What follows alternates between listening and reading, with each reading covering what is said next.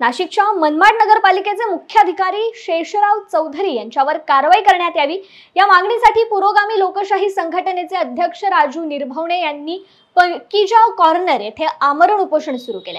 अतिक्रमण काढू नये असा उच्च न्यायालयाचा आदेश असताना राजू निर्भवणे यांचं दुकान मुख्याधिकाऱ्यांनी जाणून बुजून हटवलं। तसेच निर्भवणे यांना जातीवाचक अपशब्द वापरले, त्यामुळे त्यांच्यावर अनुसूचित जाती जमाती अत्याचार प्रतिबंधित कायद्यान्वये गुन्हा दाखल करण्यात यावा या मागणीसाठी आमरण उपोषण करण्यात येत आहे। मनमाड येथे शाहू महाराज मार्केट जवळ माझा उदरनिर्वाहासाठी गेल्या 20-25 वर्षापासून छोटी टपरी होती। ती काही राजकीय दबावाने मनमाड शहराचे मुख्याधिकारी नगरपालिकेचे शेषराव चौधरी यांनी ती टपरी माझी तोडून टाकून नष्ट केली व मला आज जीव देण्याची पाळी आणण्यास, रोड रस्त्यावर आणण्यास सगळ्यात मोठा सहभाग मुख्याधिकारी व त्याच्यावरती असलेला राजकीय हात दबाव आहे। त्याच्यामुळेच त्यांनी मनमाड शहरात हजारो अतिक्रमण असताना फक्त निवळ माझंच अतिक्रमण काढलं। याविषयी मी महाराष्ट्राचे मुख्यमंत्री, गृहमंत्री, प्रधानमंत्री यांच्यापर्यंत अर्जाद्वारे, पोस्टलद्वारे विनंती अर्ज केला का यांच्यावर गुन्हा दाखल व्हावा। कारण मुख्याधिकाऱ्याला मी विनंती केली का माझं दुकान तोडू नका टपरी, यांनी मला जातीवाचक शिवीगाळ दिली आणि तुझी टपरी तोडतो, टपरी उचकून फेकतो, तुमच्या जातीला लय माज आला, अशा मला अर्वाच्य भाषेत शिवीगाळ केली।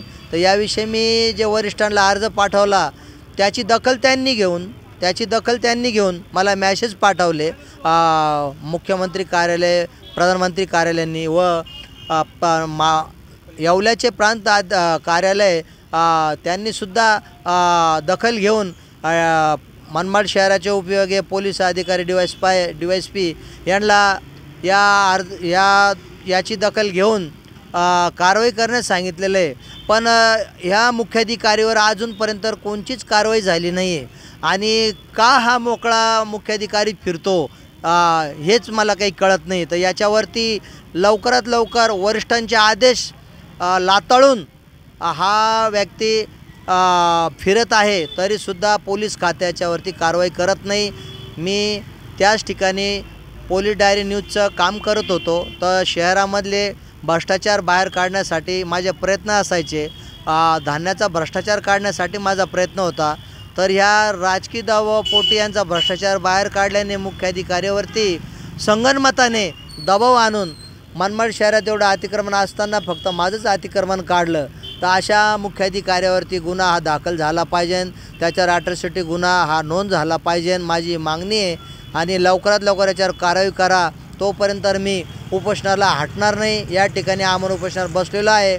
जोपर्यंत मला माझी मागणी पूर्ण होत नाही मी उपोषणास या ठिकाणी उठणार नाही।